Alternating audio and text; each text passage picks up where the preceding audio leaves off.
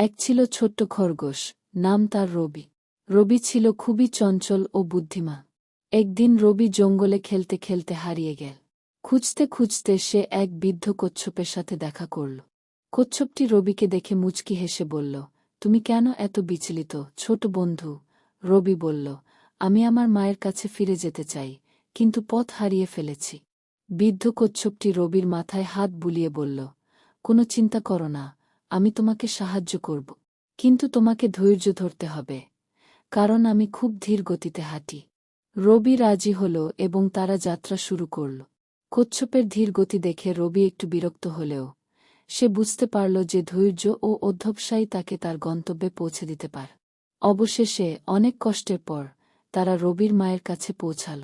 রবি তার মাকে জড়িয়ে ধরে বলল, মা, আমি শিখেছি যে ধৈর্য ও অধ্যবসায়ী সাফল্যের চাবিকাঠি।